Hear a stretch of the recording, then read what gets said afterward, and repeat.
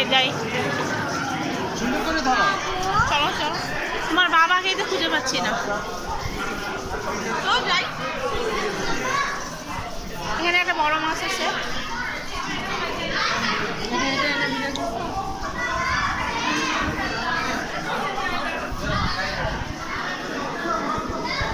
এর মধ্যে ওজন 300 কেজি হয়।